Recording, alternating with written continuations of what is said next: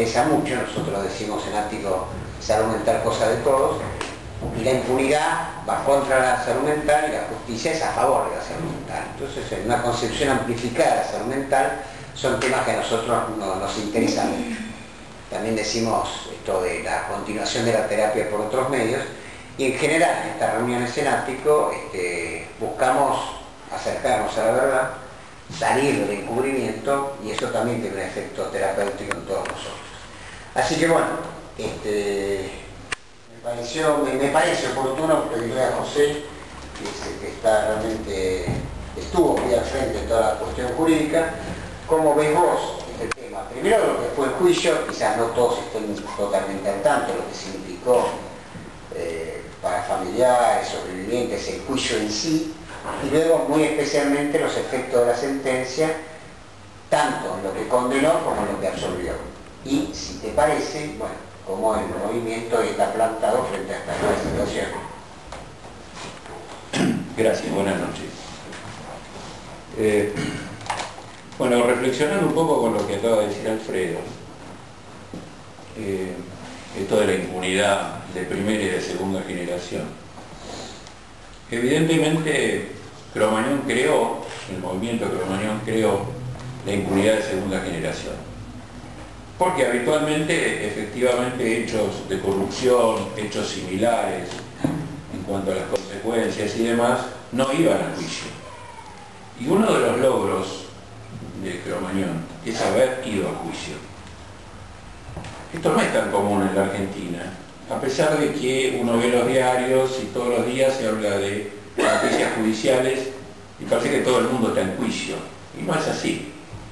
En realidad está la mayoría en una etapa previa a los juicios, como la que pueden estar algunos cuantos corruptos que aparecen en los diarios hoy, pero no están en juicio, están en esas etapas previas que habitualmente llenan los diarios y luego terminan prescribiendo. Y nunca llegan a juicio. Fíjense que nosotros logramos llegar a un juicio a 3 años de ocurrido el hecho.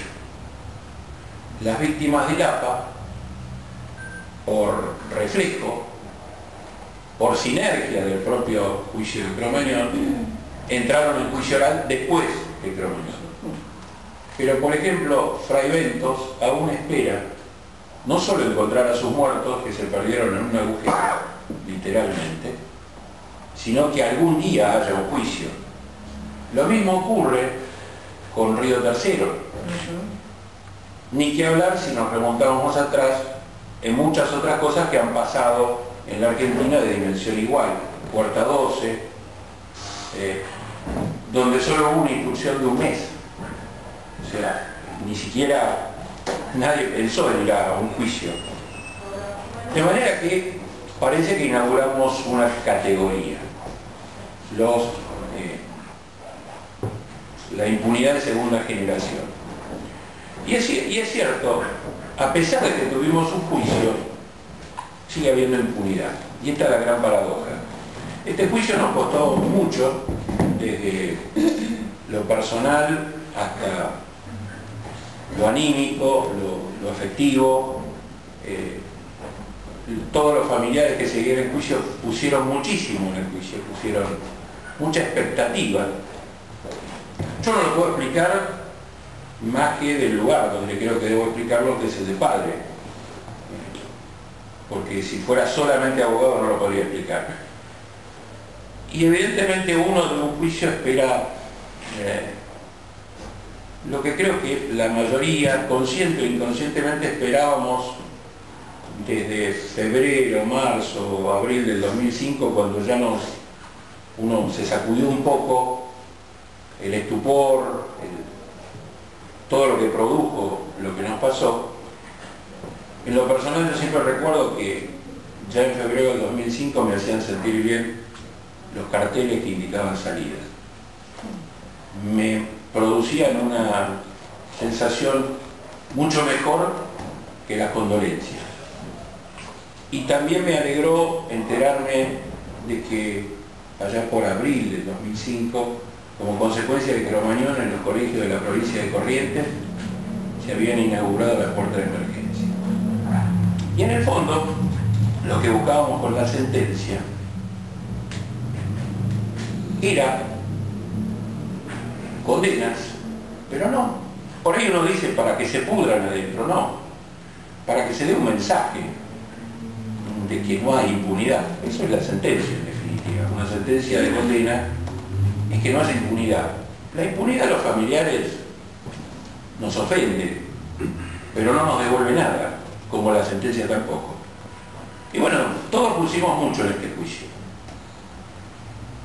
Lo notable, por lo menos en mi caso, es que yo puse muchísimo y también puse esperanza. La tenía bastante magullada, profesión de abogado, hace muchos años que soy abogado, muchos años dentro del Poder Judicial, 18. De manera que conocía el paño, y bueno, mi expectativa no era muy grande, pero fue creciendo a medida que se desarrollaba el juicio oral, hasta que llegó el día de la sentencia. Y ni qué decirles ahora, cuando ya he masticado profundamente. Y entonces ahí viene la gran paradoja. Esta es una sentencia profundamente injusta, pero perversamente injusta. Y les voy a decir por qué, y eso tiene que ver con lo otro que me proponía Alfredo, que es cómo, en mi modesta opinión, cómo nos coloca como movimiento. Esta es una sentencia perversamente injusta, porque le hace hablar a la sociedad y nos hace hablar a los familiares de la impunidad de callejeros. Y nadie habla de lo que se ha hecho respecto a los funcionarios. Es muy difícil explicárselo técnicamente, pero lo que han hecho estos jueces en esta sentencia, ustedes habrán escuchado que los abogados decimos que para todo hay una biblioteca, para esta posición la mitad de la biblioteca y para esta otra la otra mitad.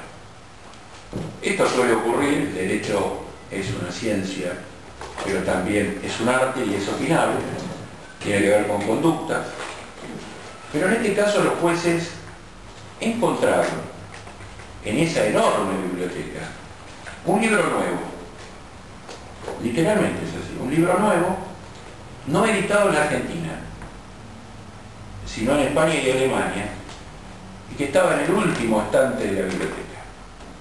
Y lo trajeron. Y dijeron, para ser coherentes, esta es la tesis que vamos a adoptar.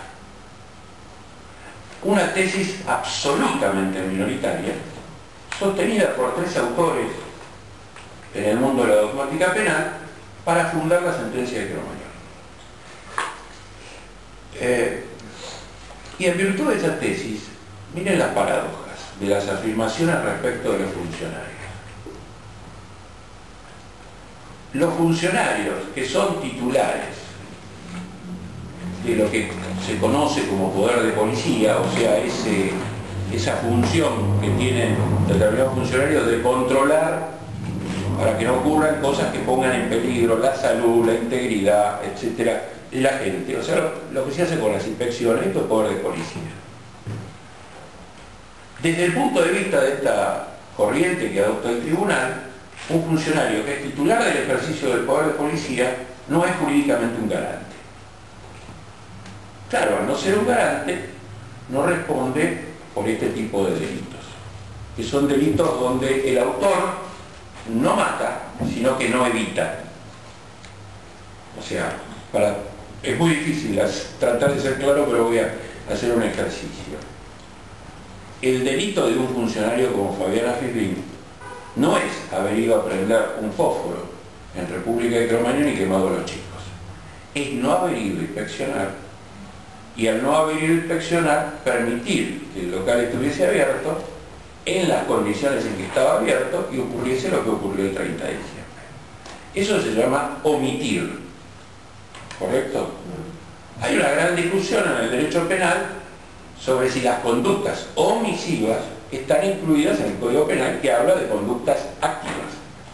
Traté de hacerlo más sencillo, ¿no? Y lo que dice el derecho penal, que solo yo respondo con una conducta omisiva cuando tengo la función de garante.